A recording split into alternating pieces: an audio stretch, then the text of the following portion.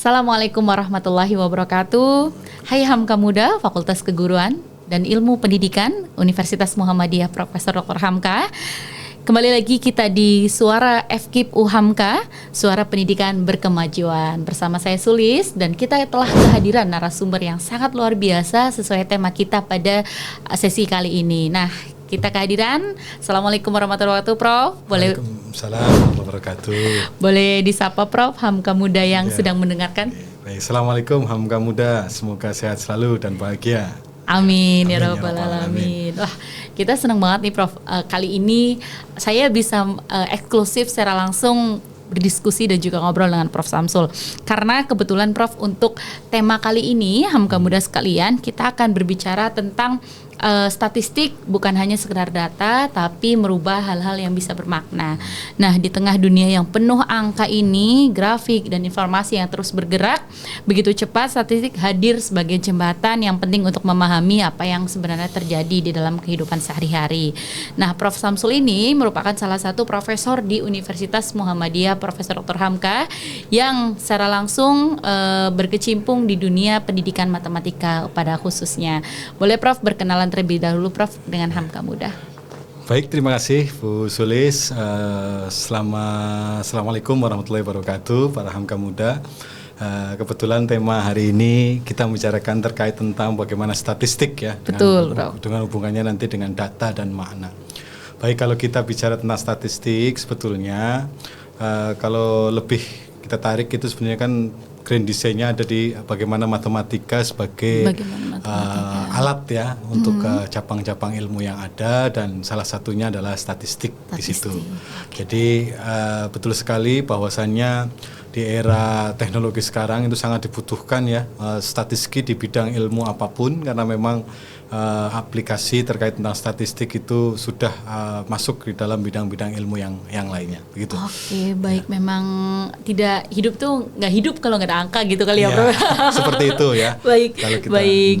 Siap, baik Prof. Tadi menarik sekali Prof. Kemudian Prof, kita juga ingin tahu nih Prof, sebetulnya apakah ada tujuan tertentu atau tujuan utama dari statistik itu Prof, baik sekarang ataupun masa yang akan datang? Okay. Baik, saya pribadi itu sebetulnya keilmuannya di bidang pendidikan matematika. Akan tetapi di dalam pendidikan matematika tentunya karena matematika itu sebagai objek ilmu begitu ya, kita belajar betul. Juga ya terkait tentang statistika. Jadi statistika itu adalah ilmunya. Kalau statistik itu adalah datanya.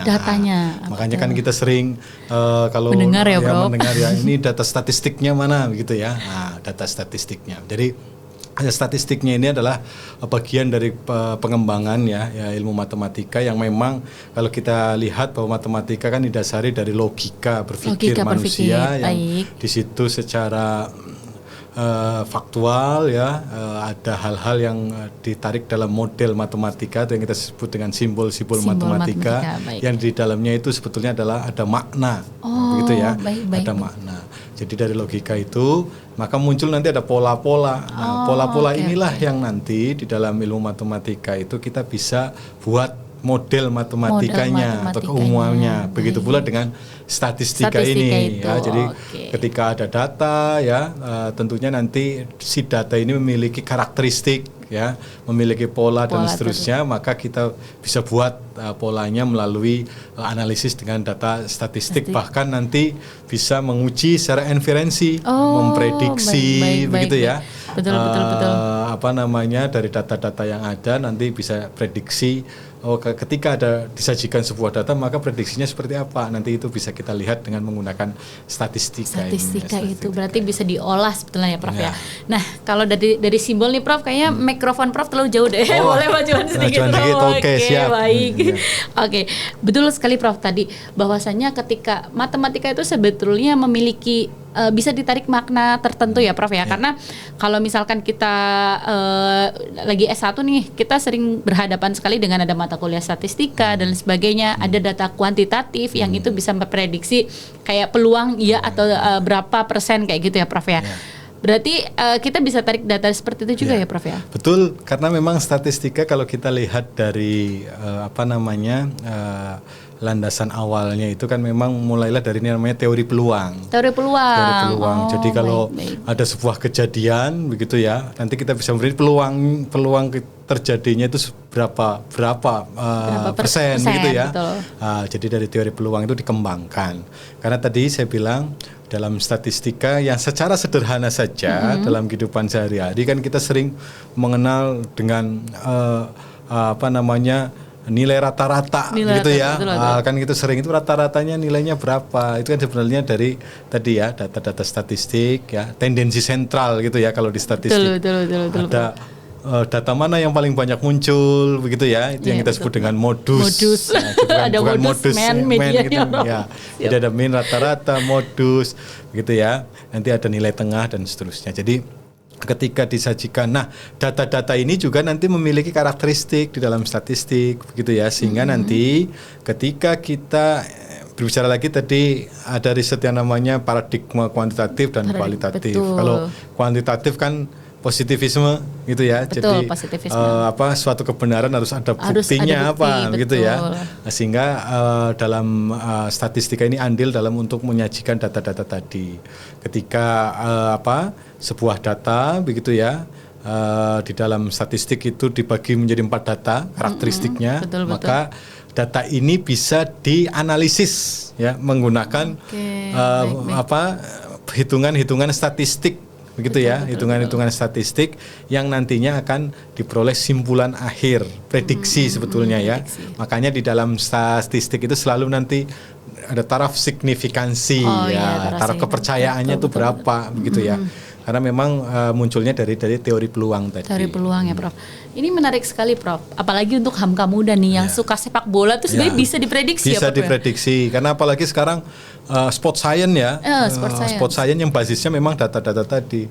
Semisal ya ketika ada pertandingan sepak bola diprediksi misalkan seorang Cristiano Ronaldo performanya dalam minggu terakhir itu naik atau turun, itu bisa kita prediksi. Berarti nanti pertandingan selanjutnya nanti akan performanya akan naik atau turun, itu bisa kita prediksi dengan data-data statistik tadi. Ada lagi juga head to head biasanya itu. Kira-kira ini antara Manchester United dengan Chelsea begitu ya. Siapa yang menang? Ternyata kita sudah punya data. Rating misalkan pertandingan sebelumnya seperti apa begitu ya. Ball posisinya seperti apa, nanti itu bisa kita prediksi secara statistik begitu ya. Betul. Akan bisa diprediksi ini kecenderungan menangnya adalah salah satu tim yang memiliki nanti prediksi-prediksi tadi. Jadi jadi data itu bisa membuat kita membuat keputusan-keputusan gitu ya. Meskipun nanti secara data itu kan nanti ada margin error tadi. Ya, seberapa besar keputusan kita tepat atau tidak nanti bergantung tadi margin error kita seberapa analisis besar. Di awal seperti makin besar margin errornya berarti nanti keputusannya nanti akan tidak lebih signifikan gitu. Jadi itu statistik begitu ya. Ini Hamka muda senang banget nih Prof kalau udah ada dasar. Kalau nanti aku mau nonton bola ini harus seperti ini. Oke, baik. Nah, Prof menarik juga untuk statistik tadi.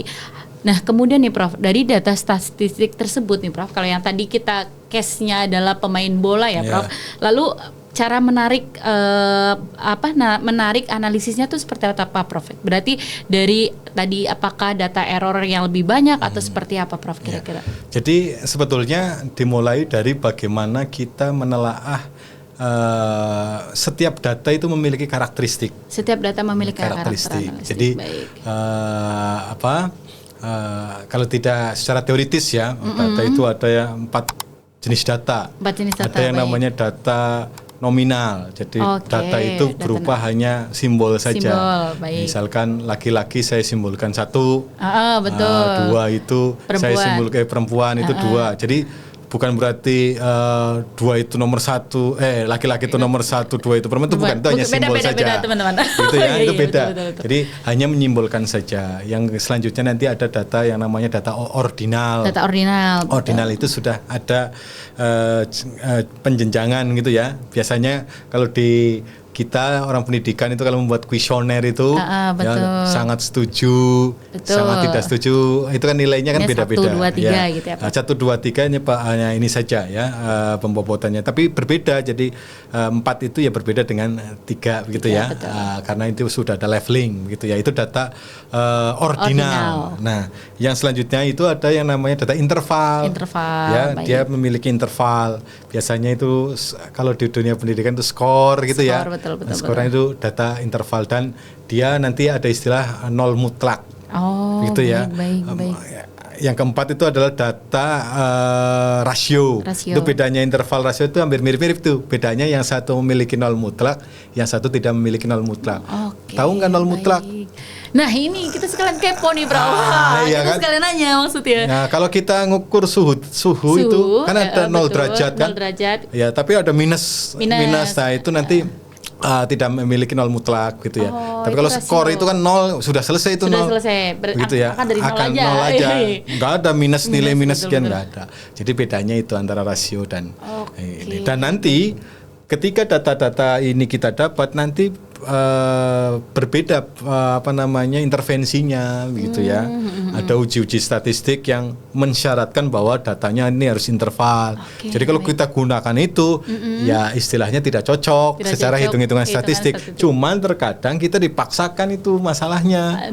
Pokoknya setiap data saja uji ini nanti simpulannya itulah yang nanti ini yang kita sebut dengan bahwa tadi pemaknaan data. Nanti hasil simpulannya pun nanti akan tidak merepresentasikan data yang ada. Sebagai contoh misalkan mungkin kalau kita di S1 Hamka Mudan belajar tentang misalnya uji yang paling sederhana saja, misalkan uji rata-rata. Betul, Prof. Ya, 2 rata-rata dibandingkan misalkan menggunakan uji T gitu ya. Uji T itu mensyaratkan datanya itu adalah interval. Tapi kadang-kadang kita data-data ordinal itu diuji rata-rata. Ya secara nilai ada, tapi sebetulnya tidak tepat kalau secara statistik. Makanya biasanya kalau data-data semacam ordinal itu menggunakan proporsi. Jadi yang menjawab setuju itu proporsinya berapa persen, harusnya begitu. Betul. Jadi tidak bisa di rata-rata itu. Dan belum sebagai kunci ya. Kadang-kadang kita di rata-rata itu, yang rata-rata menjawab setuju sekian. Kan gimana rata-rata itu kan berarti setuju ditambah tidak setuju bagi 2 berapa itu? Secara itu pun sudah kurang tepat. Masa gitu ada setengahnya gitu. Ada setengah setuju, setengah tidak setuju begitu ya. Betul. Itulah pentingnya kita memahami data. Jadi statistika itu satu alat, adapun nanti pemaknaannya begitu ya, menyimpulkannya itu bergantung kita yang meneliti itu dan biasanya ada kesalahan-kesalahan. Bahkan ada yang berbohong dengan statistik. Makanya kembali nanti ke etik ya. Betul sekali, itu nanti kita bahas ya Prof ya. Betul sekali. Kita tadi sudah mendalami bahwa data itu ada data ordinal, kemudian ada data rasio, interval kayak gitu ya Prof ya. Nah, itu berarti kembali lagi bisa diaplikasikan untuk Hamka Muda ya Prof ya. Bisa, sangat bisa sekali ya. Terutama nanti untuk kegiatan-kegiatan kuantitatif seperti itu ya Prof.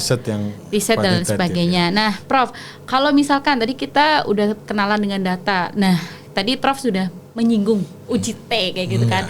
Nah, otomatis kita bagaimana sih Prof tantangan validitas dan reliabilitas data di era big data untuk saat ini Prof?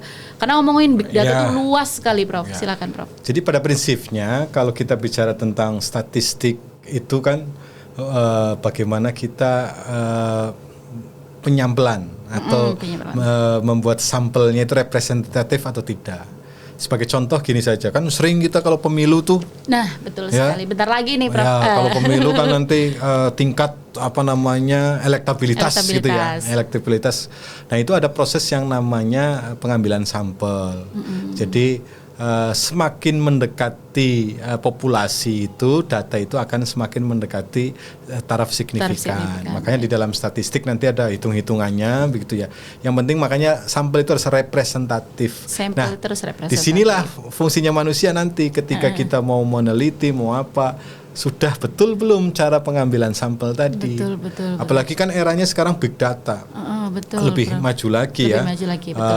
Gimana misalkan data itu sudah terbuka ya, data itu sudah banyak, tinggal kita melihat pola-pola tadi. Dan ada finding mesinnya ya? Ada finding mesinnya. Makanya munculnya tadi ada namanya bagaimana kevalidan dan reliabilitas sebuah data. Jadi bergantung tadi syarat. Jadi ada syarat dan ketentuannya. Makanya dalam uji statistik itu ya yang tentunya pertama adalah bagaimana estimasi ini terpenuhi. Ya. Otomatis kita harus juga menentukan kriteria ya, Prof, ya. Kriterianya. Jadi ada syarat-syaratnya.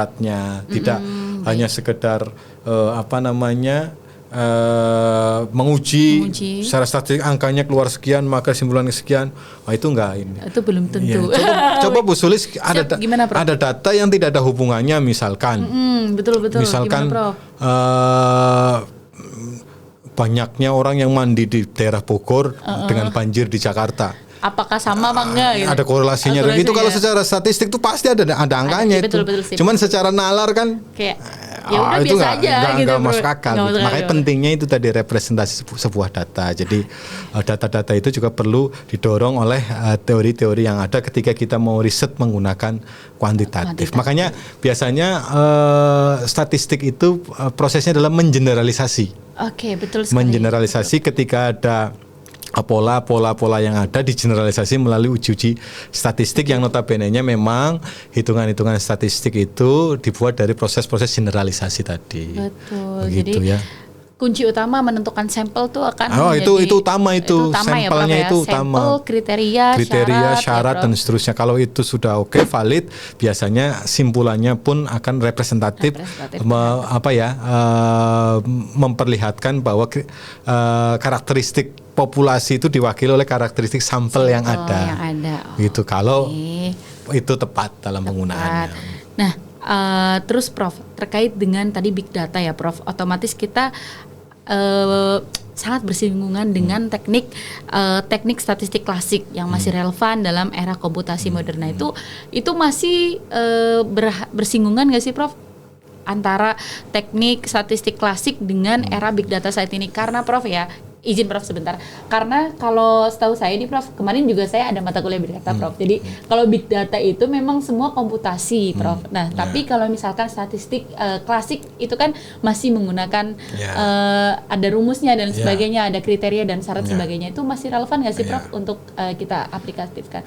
Secara keilmuan sebetulnya ini ya tentunya ini perkembangan sebuah keilmuan. Jadi di dalam statistik itu memang ada teori-teori klasik. Tapi sebetulnya yang modern ini kalau nggak ada yang klasik juga sebetulnya ya nggak bisa berdiri ya. Nggak bisa berdiri sendiri. Sebetulnya ini perkembangan keilmuan sebetulnya ya. Contohnya misalkan sekarang itu di dalam mengembangkan sebuah instrumen saja tes misalkan betul. Itu ada yang namanya teori klasik ya, ujinya cuma masih sederhana. Tapi dengan adanya berkembang ternyata bisa dikembangkan bahwasanya setiap butir item itu bisa dilihat responnya bagaimana memprediksi. Nah itulah perkembangan keilmuan begitu ya, dan hitung-hitungannya nanti juga akan berkembang terus begitu ya. Apalagi sekarang era big data. Semua data itu sudah disandingkan di atas meja, tinggal kita mau menggunakan seperti apa nih data ini. Bisa dipilah. Iya, dipilah mau data apa, polanya seperti apa, itu bisa. Sehingga itulah kemajuan keilmuan. Jadi ketika data sudah terkumpul begitu ya, maka tinggal kita pilih polanya seperti apa. Ternyata ada data-data yang memiliki karakteristik seperti ini. Gitu ya, muncullah nanti ada AI machine learning segala macam. Itu adalah sebetulnya karena ada data itu sendiri. Ya. Tinggal kita ini sebagai akademisi ataupun nanti para mahasiswa ini bisa melihat sebuah pola gitu ya, pola yang ada gitu ya. Jadi tadi terkait tentang teori klasik, sebetulnya ini saling perkembangan keilmuan saja, paradigma lah ya, paradigma saja. Cuman ya bukan ini yang klasik enggak berguna, itu bukan, tapi ini memang yang berkembang. Contohnya berkembang ya. Jadi apalagi sekarang dengan adanya kemajuan teknologi kan, yang dulu kita melaksanakan perhitungan ya, misalkan data cuma 100 gitu ya, kita buat hitung secara manual lama, bahwa kita sekarang mau data ribuan jutaan dengan adanya tadi ya digitalisasi ya, dengan adanya algoritma itu dengan sekejap kita langsung bisa mengolah data gitu ya. Itulah kemajuan teknologi tadi. Nah, pengolahan data inilah yang biasanya mengembangkan dengan konsep-konsep statistika itu ya. Konsep-konsep statistika yang sebetulnya kalau kita orang matematik biasanya ada belajar tentang statistik matematik. Bagaimana aturan-aturan matematika itu bisa seperti itu kita belajar. Tapi kalau untuk yang applied kan tidak usah sampai ke situ lah. Yang penting ini ada konsep statistiknya, kita bisa gunakan apa di dalam kehidupan sehari-hari begitu. Betul sekali. Kebetulan kalau saya memang sosial banget sih Prof. Jadi saya itu ada Prof namanya tuh penelitian etnografi. Etnografi kan kita belajar budaya tapi kita langsung turun di budaya itu ya Prof. Nah sekarang kalau di sosial tuh ada netnografi Prof. Jadi netno itu kita cukup ambil data di Instagram di itu kan ada data itu. Betul Big data sudah ada kita. Misalkan kita mau menganalisis pola-pola interaksi ya berbasis budaya misalkan budaya mana, coba kita lihat polanya saja. Kalau orang Jawa ngomong di medsos kayak apa sih pola interaksinya gitu, itu bisa. Itu namanya netnografi. Itulah ya itu data semuanya. Dan itu ada faktanya ada. Nanti biasanya kalau dalam statistik kita estimasi. Nanti muncullah hipotesis baru apakah hipotesis nanti bersifat umum menggunakan uji-uji yang ada. Makanya itulah sebetulnya masih berhubungan ya, semuanya. Masih relevan teman-teman sekalian. Jadi tadi Prof Samsul sudah menjelaskan bahwa statistika itu sebetulnya berkembang sesuai dengan ya era saat ini, era digital juga netnografi. Statistika juga masih dapat digunakan terutama di era big data ataupun komputasi yang saat ini saling berhubungan pada teman-teman. Oke, nah selanjutnya Prof Samsul, tadi Prof menyampaikan ada etika-etika tertentu ya dalam kitab kegiatan-kegiatan yang ada di statistik kayak gitu kayak Prof. Nah, Prof, bagaimana sih Prof cara kita memastikan hasil analisis kita data tidak menghasilkan bias atau merugikan kelompok tertentu, Prof? Terutama kan biasanya isu-isu pemilu itu kayak rame banget yang muncul sekali lembaga-lembaga survei kayak gitu tuh gimana, Prof? Ya sebetulnya ilmu di mana saja itu baik ya. Itu kan ilmu ya, tinggal yang menggunakan itu untuk aplikasinya. Nah, statistika sendiri secara keilmuan memang tujuannya ya bagus. Artinya tadi ya bahwa statistika itu mulainya dari peluang gitu ya, sehingga nanti memang keakuratannya ya bergantung pada tadi ada syarat dan ketentuan. Nah, kita sebagai peneliti hendaknya memang melakukan kriteria-kriteria yang tadi. Pemenuhan misalkan ketika kita mau menguji data statistik, apa kriterianya kita lalui saja, syarat-syarat ketentuannya kita lalui. Terus ketika nanti datanya berkata apa, ya itulah datanya, jangan dimanipulasi nambah sedikit gitu ya. Itulah datanya. Artinya terkadang begini, ketika kita riset begitu ya, riset itu lagi-lagi tadi kan ada teknik penyampelan, pengambilan sampel. Artinya ketika nanti data itu tidak sesuai dengan kemauan kita ya mungkin saja nanti pada pengembangan instrumennya ada kekurangan, ataupun nanti datanya mungkin dalam teknik pengambilan sampelnya nanti ada bias dan seterusnya. Itu sebenarnya bisa kita coba analisis kembali analisis kembali. Tapi ya kalau data ya itulah data, tinggal nanti kita interpretasikan gitu ya. Jadi yang pertama harus memastikan itu tadi tidak boleh ada, bahkan ada itu artikelnya bagaimana berbohong dengan statistik itu ada. Contohnya sederhana saja kayak tadi itu. Dan salah satu yang banyak dosa, kata di artikel itu salah satu yang banyak dosanya adalah penggunaan data ordinal.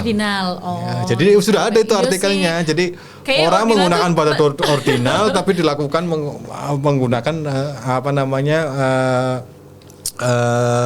perhitungan yang memang mensyaratkan data interval.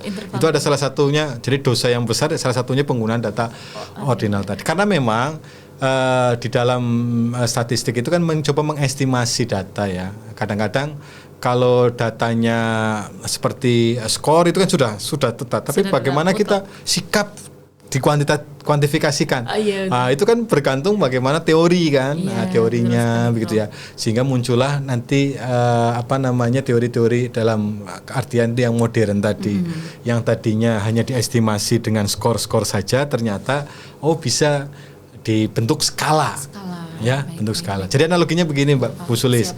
Kalau kita mengukur menggunakan penggaris. Yang di situ sudah ada skalanya itu udah tetap. Itu. Kalau ini 10 cm ya 10 cm. Kalau ini 20 cm. Tapi sikap bagaimana? Betul. Antara setuju dengan tidak setuju skornya 4. Setujunya lebih ke kiri deh. Ya begitu ya. Sangat setuju misalkan 5, setujunya 4. Apakah 4 jarak 5 dan 4 ke 4 dengan 3 apakah sama jaraknya? Oh itu kan tidak. Yang memberatkan dia setuju dan sangat tidak setuju. Iya sangat setuju apakah bobotnya itu besarnya sama? Dari sangat setuju ke setuju dengan setuju ke misalkan ragu-ragu. Ya. Nah, itu kan tidak bisa, makanya dibuat yang namanya teori-teori, ada istilahnya nanti teori-teori terkait item respon gitu ya, itu muncul supaya apa? Dibuat skalanya itu biar tetap memiliki satuan yang tepat gitu ya, diestimasi begitu. Ya itulah perkembangan statistik sampai ke arah situ sehingga lebih akurat lah. Ya, Prof, lebih akurat begitu ya, lebih akurat. Soalnya kadang ya Prof kayak ini kayaknya 3 deh. Enggak deh, kita bikin 4 aja. Nah, iya.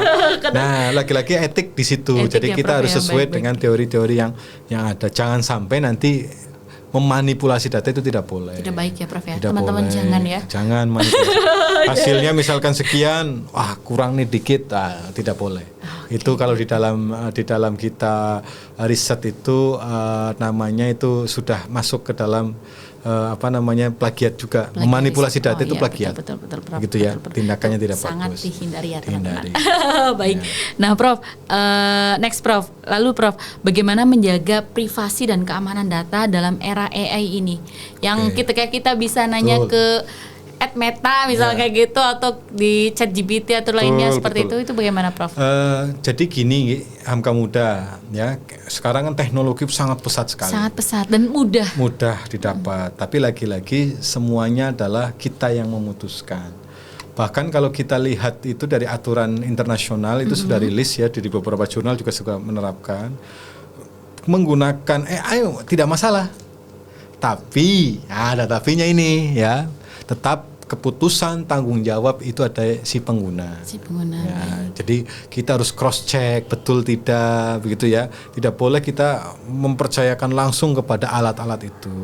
Karena alat itu berkembang kan atas dasar informasi dari kita sebetulnya. Betul, ketika kita banyak komunikasi ya, berinteraksi, dan dia akan menganalisis kembali ulang begitu ya. Jadi tetap kita sebagai pengguna itu yang memutuskan begitu ya. Kita cross check betul tidak data ini, lihat referensinya ya, cek kembali ternyata betul, oke, bisa kita lakukan gitu ya. Kalau salah ya berarti ada kesalahan, karena saya sendiri pernah mencek itu dari beberapa AI itu jawabannya beda-beda betul. Jawabannya beda-beda dan secara teoritis ya ada bias di situ. Artinya apa? Itu hanya mesin ya. Mesin. Jadi kita pemikiran manusia, berpikir kritis manusia itu yang paling bagus ya. Betul. Tetap rujukannya manusia, karena di dalam otak manusia itu katanya ada celah kecil untuk bisa menerima informasi kan begitu ya. Betul, jadi tidak akan penuh itu otak kita menerima informasi. Semakin diasah tuh semakin bagus ya Prof ya. Itu yang pertama ya. Yang selanjutnya untuk keamanan data. Nah, ini juga penting. Ini literasi digital juga penting ya. Kita bahwasanya ada beberapa data privasi kita yang tidak boleh disebarluaskan begitu ya. Betul, contohnya misalkan dalam tata kelola jurnal. Itu seorang reviewer, reviewer itu kan, ya, kan di jurnal gitu kan ada reviewer, itu tidak diperkenankan menggunakan AI. Jadi datanya, artikelnya itu dimasukkan AI. Kenapa? Ada tadi privacy data. Takutnya ketika data kita share ke AI, data itu bisa tersebar kemana-mana. Itu ada etika seperti itu. Jadi tidak boleh menyebarluaskan. Meskipun kadang-kadang kan declare itu aman dan seterusnya, tapi kita perlu kehati-hatian terhadap data itu. Karena ketika nanti data itu tersebar, ya apalagi data-data pribadi begitu ya, disalahgunakan. Gitu ya, disalahgunakan oleh orang yang tidak bertanggung jawab, kan nanti jadi tidak bagus begitu ya. Betul. Jadi kita perlu ini juga dalam menggunakan alat-alat itu. Ketika nanti ada AI ini alat untuk menganalisis ini, menganalisis itu, kan kita bisa baca dulu betul, apa ininya gitu ya. Ada juga AI itu parafrase juga bisa. Parafrase bisa ya. Kita lihat ya laki-laki AI yang paling bagus ya di otak manusia sebetulnya. Betul. Jadi begitu. Betul, ya. Siap Prof. Itu sangat menarik sih Prof, karena memang ya AI itu sangat bersinggungan sekali dengan apalagi teman-teman Hamka Muda kan. Sekarang eranya digital, di genggaman tangan tuh semua bisa diakses kan ya Prof. Ya. Nah ini menarik juga Prof, terkait dengan statistika. Sekarang kan banyak sekali kejadian-kejadian kayak ada bencana dan sebagainya ya Prof ya. Itu bisa nggak sih Prof pemerintah itu memprediksi terlebih dahulu? Ya, memang statistika itu kan memang diterapkan di berbagai macam keilmuan. Betul misalkan sekali. Kayak yang sekarang itu bencana alam itu misalnya BMKG gitu ya. Mungkin dengan keilmuan BMKG itu ada prediksi-prediksinya. Lagi-lagi dia melihat pola data misalkan curah hujannya di daerah mana kok tinggi, maka kita bisa memprediksi. Lagi-lagi nanti kan prediksi tidak tepat tapi bisa memprediksi. Karena apa? Dia sudah memiliki karakteristik. Ketika curah hujannya sekian, kecepatan angin sekian, maka ini berpotensi gitu ya. Berpotensi untuk adanya hujan misalkan. Hipotesis awal mungkin ya. Berpotensi. Itulah kegunaan statistik dan semuanya memang menggunakan ilmu statistik itu ya di dalam menetapkan curah hujan ataupun kondisi iklim tertentu itu semuanya itu. Ya bahkan misalkan kalau kita lihat dari misal kemacetan gitu ya, kemacetan dan itu juga sebenarnya nanti bisa kalau secara hitung-hitungan ya itu bisa menggunakan. Oh ini produksi mobil sekian, jalan sekian. Oh nanti bisa kita prediksi maka akan ada kemacetan di titik-titik tertentu. Itu kan applied dari tadi matematika dan statistik tadi ya. Jadi ada pola-pola begitu ya. Bisa kita lihat keumumannya begitu, generalisasinya. Seperti itu ya Prof. Makanya sebetulnya sekarang kan kita juga punya BPS ya Prof ya, Badan Pusat Statistika. Itu kan sangat-sangat berhubungan dengan statistika ya Prof ya. Nah Hamka Muda juga menurut saya ya Hamka Muda sangat ini tadi Prof Samsul sudah banyak membahas tentang statistika yang ada di UHAMKA. Beliau merupakan salah satu profesor ya. Nah Hamka Muda jadi jangan ragu lagi nih, iklan dulu ya Prof ya. Jangan ragu lagi nih kalau misalkan ingin menentukan kuliah bisa di UHAMKA. Nah apalagi saat ini aplikasi kita terutama di bidang statistika itu sangat banyak sekali. Nah Prof ini kita menarik juga nih Prof terkait dengan aplikasi ya. Dari statistik itu tuh bisa juga kan ya Prof kita untuk memprediksi potensi ekonomi masyarakat Prof? Oh ya sangat bisa sekali begitu ya. Jadi makanya di pemerintah kita itu kan ada Badan Pusat Statistik. Betul. Karena dari data-data itu maka pemerintah bisa membuat kebijakan-kebijakan tertentu. Terutama misalkan di bidang ekonomi misalkan. Ketika datanya itu betul-betul valid maka ini kita bisa putuskan ya. Bagaimana berapa persen sebetulnya penduduk yang di bawah garis kemiskinan gitu ya, berapa persen segala macam itu kan bisa kita lihat dari pola-pola yang ada. Konsumsi misalkan konsumsi 9 bahan pokok begitu ya, mana yang tertinggi itu kita bisa prediksi. Konsumsi beras ya, konsumsi misalkan sembako begitu kita bisa prediksi. Oh ternyata dalam setahun itu konsumsi beras itu berapa ton begitu ya. Kesediaan kita ada berapa ton, berarti kurang berapa ton, maka kita produksi harus naik segala macam. Nah, itulah salah satu ya implementasi di statistika gitu ya. Dan biasanya setiap ilmu apa saja itu ada bersinggungan ya dengan statistika untuk mencoba ketika kita riset menggunakan kualitatif maka dengan kuantitatif inilah untuk memperkuat data pendukung bisa menjustifikasi, mengeneralisasi dengan data-data ini. Sehingga di UHAMKA sendiri kan ada program studi pendidikan matematik yang memang ada mata kuliah terkait tentang statistik ya, mulai dari bagaimana kita statistika yang sederhana ya, pengantar statistika, nanti ada statistika inferensia, sampai nanti ada statistika lanjut ya, statistika lanjut untuk mencoba menganalisis data-data yang memang tingkatannya lanjut begitu ya, uji-uji lebih detail segala macam. Betul sekali. Gitu. Nah, Prof, tadi menarik sekali ya Prof ya bahwa sebetulnya aplikasi statistika itu di masyarakat ke berbagai sumber ya Prof, dari mulai kesehatan, bisa juga kan ya Prof pemerintah gunakan untuk misalkan survei stunting yang saat bisa, ini ya, kesehatan ibu dan balita terutama karena saya punya balita ya Prof ya. Betul. Itu bisa digunakan oleh BKKBN ya Prof ya, memprediksi juga angka istilahnya harapan hidup di Indonesia berapa. Itu bisa ya. Oh ya Prof ya. Berarti sangat menarik nih teman-teman semua kalau kita bisa menguasai statistika betul sekali. Betul. Nah Prof, kalau misalkan Prof tadi Prof sudah menjelaskan bahwa data itu ada banyak dan sebagainya ya Prof ya. Peran data mining dan mesin learning itu dalam meningkatkan kecepatan prediksi itu seperti apa sih Prof? Artinya data ini berarti dapat mendukung sebuah prediksi atau keputusan seperti itu Prof? Ya jadi memang yang pertama itu kan memang big data dulu. Jadi kalau saya analogikan itu ada tandon air gitu ya. Iya betul. Kalau airnya itu sudah keisi penuh. Toren ya Bro. Ya toren itu. Ya.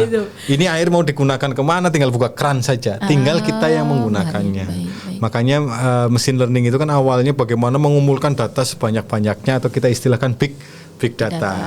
Tinggal nanti dari data yang ada kita analisis data-data mana yang kita butuhkan.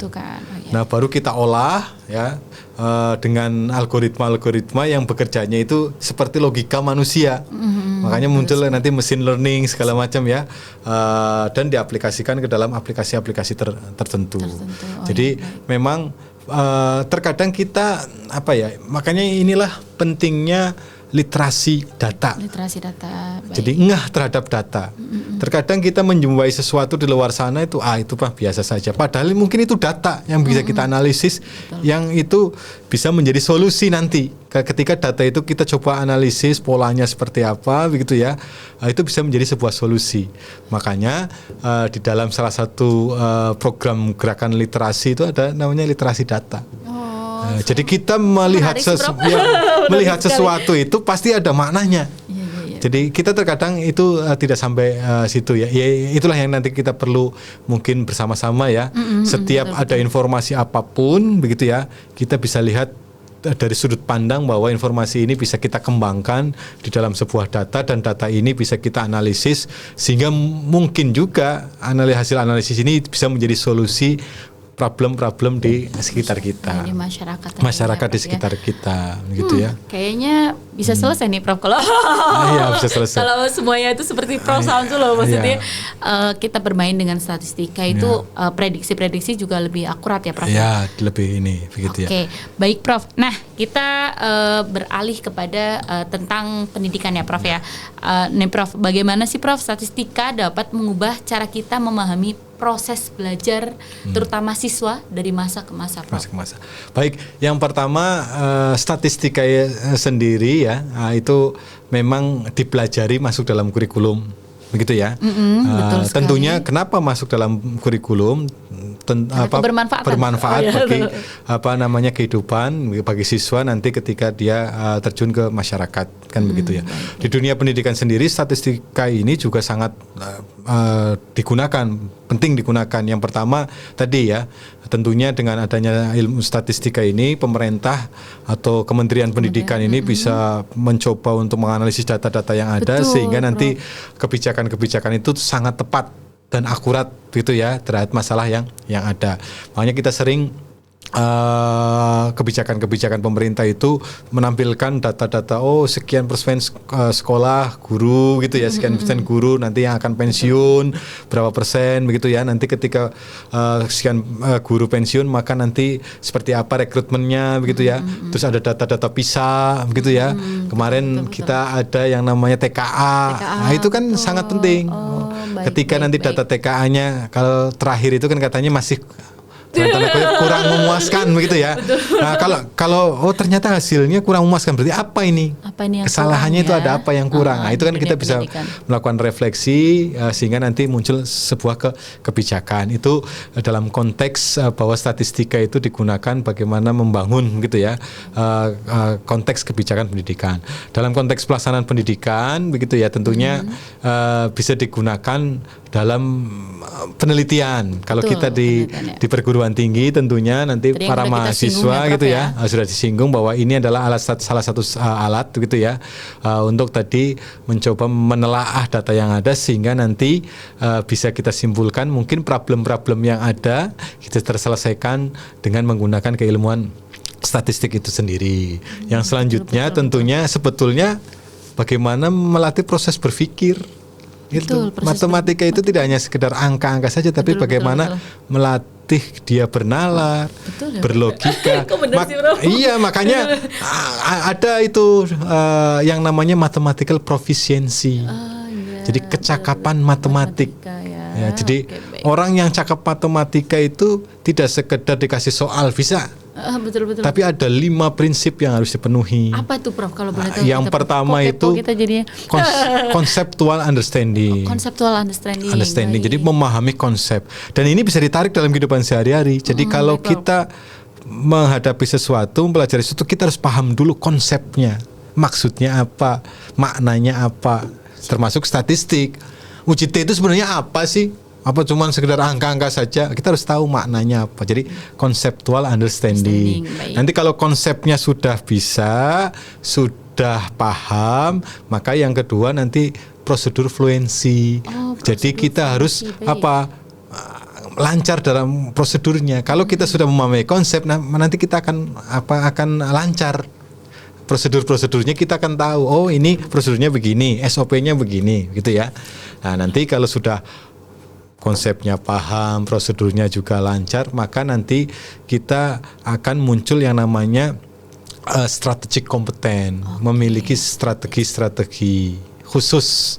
Ketika ada permasalahan ini, ini pasti strateginya begini. Jadi langsung ya ketika ada permasalahan dengan kehidupan, ini strateginya begini nih. Nah, begitu ya, ada strategi-strategi.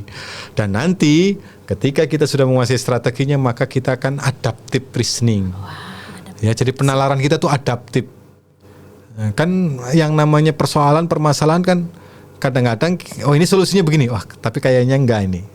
Jadi nalarnya itu nanti adaptif, menjadi orang yang bijak. Ya, begitu ya. Jadi adaptive reasoning. Ketika ada persoalan, maka kita bisa bernalar, begitu ya. Persoalan itu bisa diselesaikan dengan strategi-strategi yang mana yang sudah kita tahu. Yang terakhir ini yang penting ini. Ada yang namanya penting dan ini mungkin yang sekarang ini mungkin agak luntur ini. Jadi productive disposition. Jadi sikap yang baik, sikap yang produktif. Kalau dalam terjemahan dalam kita ya akhlakul karimah. Masya Allah. Ya, jadi kita sudah konsepnya paham, ininya paham. Kalau tidak dilandaskan dengan sikap yang baik ya tidak akan menjadi profisiensi tadi, tidak milik kecakapan tadi. Ya. Dan 5-5-nya ini saling terjalin seperti tali. Jadi kalau benang itu satunya saya ambil, maka talinya akan rapuh, dia saling terjalin, semuanya saling mendukung. Jadi itu dalam matematik kita ada konsep mathematical proficiency yang bisa kita maknai secara umum gitu ya. Mathematical proficiency. Saya jadi keinget nih Prof, kalau zaman saya masih SD itu ya Prof, kita matematika itu kan ada urut-urutannya ya, cara kita ngitungnya. Gitu. Tapi kalau kemarin anak saya sekolah Prof, dia langsung diajarin aja, mungkin ada yang kurang ya Prof ya. Mungkin konsepnya tadi nggak paham. Padahal matematika itu sebetulnya muncul ya dalam kehidupan nyata, konteks kehidupan nyata. Munculnya bangun geometri, munculnya statistik. Kan gitu, prediksi itu kan cuman prediksinya menggunakan keilmuan gitu, jadi tepat gitu ya. Sebenarnya dia ada di konteks dunia nyata, disimbolkanlah dengan bahasa simbol, bahasa matematika. Yang ketika kita baru lihat tuh takut ya, sebetulnya tuh keren loh teman-teman loh, hamka muda loh. Artinya saya senang banget nih Prof hari ini karena bisa ngobrol panjang sama Prof Samsul ya. Banyak hal yang bisa kita ambil teman-teman. Tadi yang Prof Samsul jelaskan 5 konsep dari matematika itu sendiri. Itu mendasari sekali cara kita untuk berpikir dan bertindak dan mengambil keputusan teman-teman sekalian. Nanti tim editor jangan lupa ya di highlight itu 5 hal tersebut yang disampaikan oleh Prof Samsul.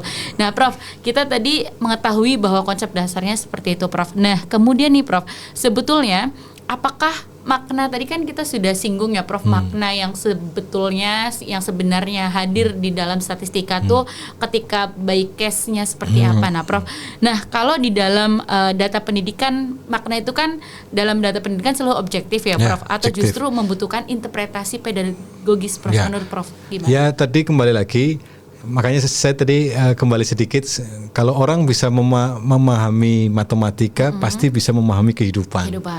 Begitu ya, karena memang matematika itu bagaimana bernalar, begitu ya, berlogika, dengan yang terpenting di situ ada konsistensi itu di dalam matematika. Konsistensi, jadi tidak mencela-mencele. Gitu ya. Ada nilai kejujuran di matematika. Ya, jadi kalau kembali ke pertanyaan tadi, ketika ada data-data terkait tentang tadi data pendidikan, nah interpretasi ini tadi kan ada nilai kejujuran. Setiap statistika memiliki makna. Setiap uji statistik pasti memiliki kriteria. Ketika itu kriteria kita laksanakan semuanya dan ada hasil, nanti kita akan mudah menginterpretasikannya. Gitu ya, sudut pandangnya yang mana. Tapi ketika nanti kita memiliki niatan yang tidak bagus, ya tadi adanya manipulasi data dan seterusnya. Dan itu bisa interpretasikan dari sudut pandang mana kita lihat. Gitu kan ya.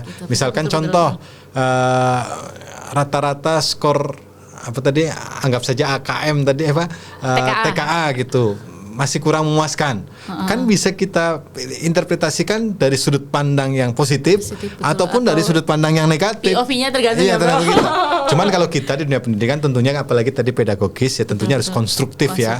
Konstruktif. Kalau misalkan nilai TKA-nya musim mungkin masih dianggap kurang, apa yang harus kekurangan itu kita lihat flashback-nya, apakah nanti dari proses pembelajarannya atau tadi musik sarana dan prasarana. Betul. Ya, ada yang bilang sistemnya, mungkin sistem pendidikan itu kan umum kan bisa jadi. Dan inilah kan nanti akan memunculkan tuh riset-riset selanjutnya. Begitu ya. Oh ternyata masalah utama kenapa hasil TK-nya turun, ada di proses pembelajaran misalkan, mungkin saja prediksinya, tapi kan kita perlu data. Kan begitu ya, perlu data. Atau mungkin saja kalau Pak Menteri bilang kan mungkin ini ada proses-proses pembelajaran ya kepada guru yang perlu ditingkatkan, misalkan ya perlu ditingkatkan. Ini bisa saja itu namanya asumsi atau hipotesis. Jawabannya apa? Perlu ada riset-riset lanjutannya nanti. Nah, dari sudut pandang itu memang data-data itu penting, interpretasi terhadap data itu penting, tapi bergantung kita. Tapi kalau kita di dunia pendidikan tentunya harus konstruktif ya. Jadi data itu kita interpretasikan untuk bagaimana konstruktif ya dalam mengembangkan gitu ya, mencari solusi, itu akan lebih baik kita gunakan gitu ya. Jadi menarik sih Prof. Kalau ngomongin TKA ya Prof, melenceng sedikit nih sebelum kita ke pertanyaan selanjutnya. Ngomongin TKA ya Prof, karena kemarin saya sebagai tim yang bertugas TKA Prof di sekolah, 2 sekolah yang saya datang itu memang sebetulnya tadi kan Prof menyebutkan ya prediksi-prediksi entah itu karena sistem pendidikan atau lain sebagainya. Ada Prof yang nyeletuk tuh siswa karena berpikirnya, karena kan saya di SMK ya Prof waktu itu, SMK itu teman-teman lebih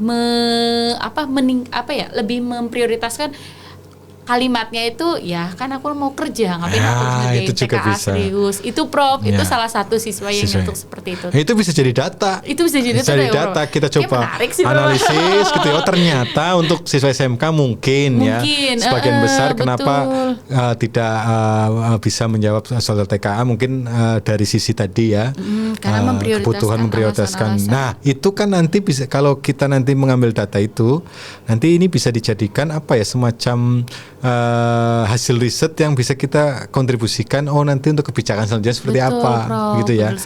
Ya, jadi bergantung dari sudut pandang tadi. Ada juga dalam satu diskusi gitu ya. Ternyata mungkin tidak terbiasa dengan soal-soal itu kan bisa juga. Nah, kalau tidak terbiasa berarti apa?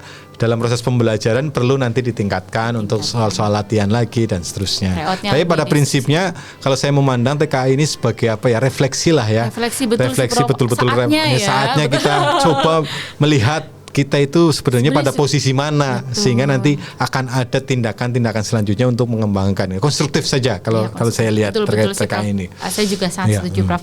Nah, Prof, tadi kan kita bahwa data-data tersebut ya, Prof tadi highlight banget ketika ada data ya, salah satu yang bisa kita lakukan adalah konstruktif atau pembenahan ya, dalam arti kata lainnya. Nah, Prof, sejauh mana sih, Prof, ini pertanyaan ya, Prof ya, sejauh mana sih matematika itu bisa mengukur kualitas pendidikan? Baik, memang di berbagai macam negara begitu ya, di beberapa negara memang menempatkan matematika sebagai salah satu indikator. Ya, bahkan di apa namanya yang kita biasa rujuk gitu ya, ada OECD bisa itu matematik menjadi dasar. Karena memang kalau kita lihat dari mathematical proficiency tadi ya. Ini baik, Bro. Iya, itu tadi memang iya, mathematical proficiency tadi itu. Jadi bagaimana matematika itu kita pandang sebagai objek dan subjek ilmu. Jadi melatih berlogika begitu ya, melatih nalar kritis begitu ya. Itu dengan problem-problem yang ada di matematika. Makanya kita harus mencoba membiasakan dari kita di orang matematika khususnya di bidang pendidikan ini, bagaimana matematika itu adalah sebetulnya konteks dunia nyata yang dibuat pola-polanya disimbolisasi dengan formula-formula. Sebetulnya itu kan konteksnya di dunia. Bagaimana ilmuwan-ilmuwan matematika zaman dulu membuat menentukan sebuah teorema itu sebetulnya dari kejadian. Contohnya misalkan kurva Cartesius.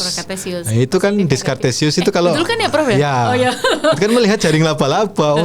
Itu laba-laba kok bisa menggantung di jaringnya, kok nggak jatuh. Kenapa? Oh, ternyata ada tarikan ke kiri, tarikan ke kanan. Oh, muncullah ide tadi kurva diagram Cartesius misalkan seperti itu ya. Pythagoras pun begitu. Kenapa kok ada teorema itu? Karena mencoba dari problematika kehidupan sehari-hari dicari solusinya menggunakan formula-formula, pola-pola tadi. Nah, mudah-mudahan kalau kita biasa berlogika ya, menggunakan nalar kritis kita, melihat suatu itu kritis. Oh, ternyata ketika ada permasalahan pasti ada solusinya. Nah, solusi itu pasti akan ada apabila kita sudah mengetahui pola-pola yang ada. Nah, pola-pola ini kita bisa tarik solusinya. Sebetulnya kan itu. Makanya di dalam beberapa macam kesempatan matematika masih dijadikan sebagai indikator dalam menentukan sebuah keberhasilan suatu pendidikan. Tapi pada prinsipnya adalah bukan nilai matematikanya bagus. Oh ya, betul. Tapi bagaimana matematika itu digunakan untuk tadi problem solving, jadi ya pemecahan masalah ke aplikatif sehari-hari. Jadi intinya itu sebetulnya. Sangat menarik sekali, Prof. Semakin kesini kok saya semakin terbuka ya. Maksudnya istilahnya gini, Prof. Sebetulnya karena saya lagi aktivitas di sekolah ya, Prof. Memang yang ditakuti memang matematika ya, Prof ya. Matematika itu ya arahnya kalau kita sudah di bangku kuliah adalah ke arah statistika seperti itu ya, Prof. Sebetulnya itu bisa kita biaskan ya, Prof. Memang tergantung lagi nanti dari gurunya seperti apa, proses pembelajarannya seperti apa dan lain sebagainya ya, Prof ya. Nah, nih Prof, kemudian terkait dengan pembelajaran, Prof. Sebetulnya nih, Prof, bagaimana sih, Prof, statistik itu dapat digunakan oleh para guru nih yang mungkin lagi menonton, teman-teman sekalian, untuk merancang pembelajaran yang lebih efektif.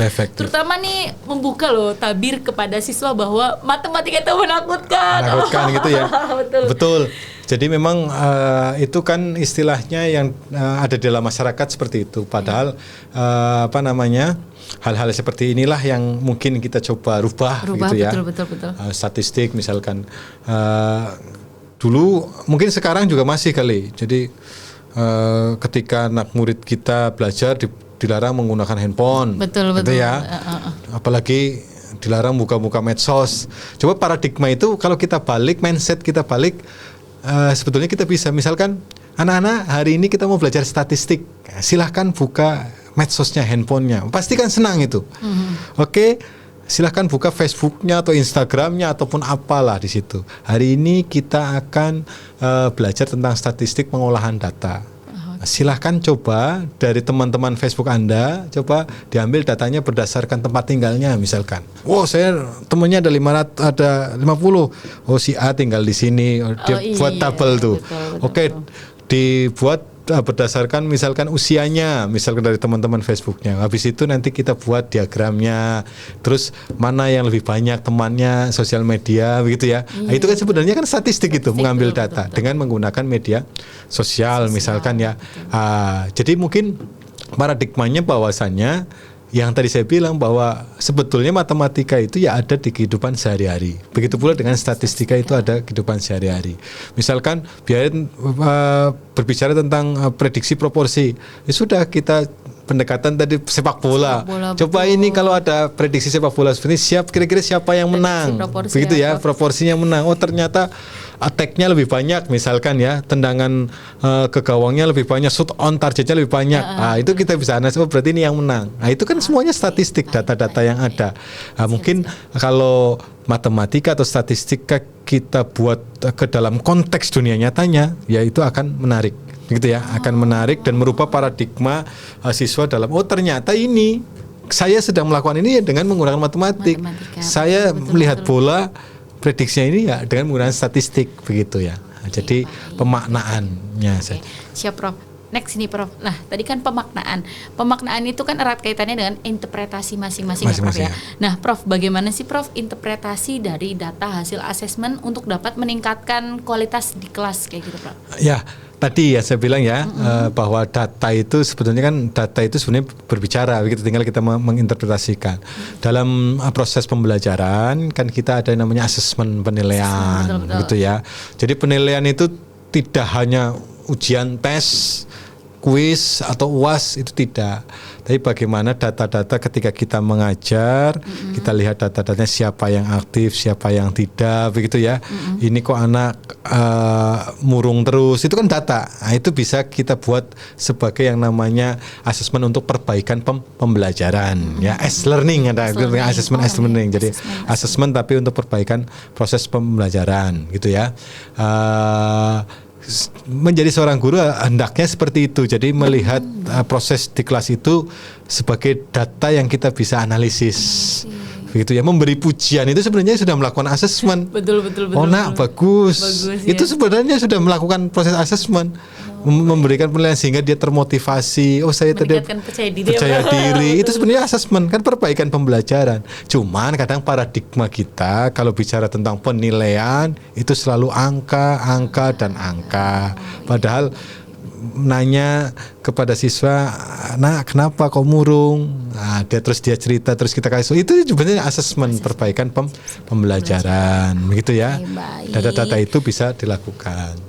Betul. Nah, kalau ini kajiannya nanti lain gitu ya. Tapi secara umum begitu ya, data-data statistik begitu. Sangat menarik sih Prof. Jadi terkait tadi arahnya pedagogis ya Prof. Pedagogis, pembelajaran dan sebagainya. Nah, itu tadi sudah sempat kita bahas juga ya Prof di awal bagaimana konstruktif untuk memperbaiki lebih baik. Nah, Prof, terakhir nih Prof, visualisasi data yang dapat memudahkan guru dan siswa memahami perkembangan belajar mereka itu Prof.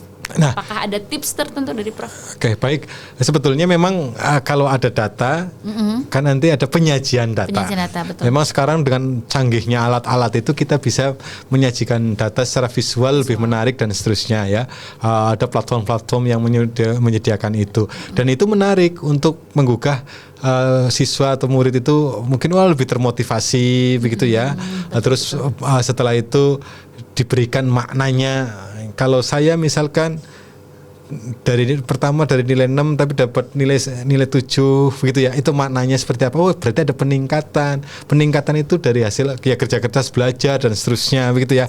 Itu bisa. Jadi menggabungkan antara teknologi terus bagaimana pemaknaan sehingga nanti betul-betul siswa atau yang belajar itu bisa memaknai bahwasannya statistika itu ya memang digunakan di dunia nyata dengan kemajuan teknologi yang ada begitu ya. Jadi kolaborasi inilah makanya muncul teori yang namanya TPACK tadi kan, Technological Pedagogical Content Knowledge. Teknologinya ada, ilmu pedagoginya ada, kita combine, kontennya ya itu bisa kita kombinasikan sehingga mempermudah gitu ya. Kalau mengutip kata-kata katanya dengan ilmu membuat hidup menjadi lebih mudah. Harusnya begitu. Betul. Ya, dengan seni membuat hidup lebih indah. Tapi dengan iman kita membuat hidup menjadi lebih terarah. Jadi kalau kita belajar tapi kita tidak bisa dipermudah dengan ilmu kita, berarti mungkin belajarnya ada yang keliru. Begitu pula dengan matematik, statistik itu adalah untuk mempermudah kita dalam menjalani kehidupan kita sehari-hari. Begitu. Masya Allah sekali, betul sekali Prof. Diskusi panjang kita memang sangat-sangat benang merahnya itu bahwa statistika adalah hal yang sangat fundamental ya Prof ya. Fundamental dan sangat prioritas untuk kita dapat kuasai, baik itu matematika dalam kehidupan ataupun matematika dalam bidang pembelajaran atau perkembangan manusia. Khususnya bagi para teman-teman guru nih yang sedang menonton, itu bisa digunakan untuk lebih konstruktif lagi dalam membangun bagaimana membuka wawasan siswa terhadap matematika ataupun baik bagi teman-teman Hamka Muda yang sedang menonton podcast ini sangat berpengaruh sekali bagaimana teman-teman Hamka Muda bisa menggunakan statistika dalam bentuk data penelitian kuantitatif. Tadi pesan-pesan Prof Samsul jangan lupa ya tim editor di highlight biar nanti Hamka Muda bisa tarik itu untuk bisa dipegang selama-lamanya kayak gitu dan dapat bermanfaat. Baik Prof, ada pesan khusus untuk Hamka Muda ataupun guru-guru yang mungkin lagi menonton, silakan Prof. Baik para Hamka Muda ataupun guru-guru, jadi statistika ini salah satu bidang keilmuan yang memang kita bisa gunakan dalam kehidupan kita sehari-hari. Jadi pada prinsipnya adalah apapun yang kita pelajari, baik matematika, statistik, ya itu adalah kita sedang belajar kehidupan kita sehari, konteks dunia nyata. Ketika kita belajar dengan konteks dunia nyata, menggunakan alat-alat tadi statistika, mudah-mudahan kita bisa memberikan solusi, gitu ya, apa yang sedang kita hadapi, problem-problem apa yang sedang kita hadapi. Jadi statistika jadi salah satu alat untuk kita mencoba menelaah, gitu ya, data dan tentunya endingnya adalah bagaimana data itu digunakan untuk menyelesaikan permasalahan yang ada. Gitu. Baik, terima kasih Prof atas waktu dan kesempatannya dan terutama Hamka Muda. Kita sangat beruntung obrolan kita yang sangat panjang ini bertemu langsung dengan Prof Samsul yang sangat sibuk. Maaf ya Prof mengganggu waktunya. Dan terima kasih Prof Samsul sudah membersamai dalam podcast Suara FKPU Hamka, Suara Pendidikan Berkemajuan. Sampai jumpa lagi teman-teman Hamka Muda. Mohon maaf apabila ada kekeliruan. Dari saya pamit undur diri. Kita akan bertemu di podcast selanjutnya. Wassalamualaikum warahmatullahi wabarakatuh. Waalaikumsalam warahmatullahi wabarakatuh.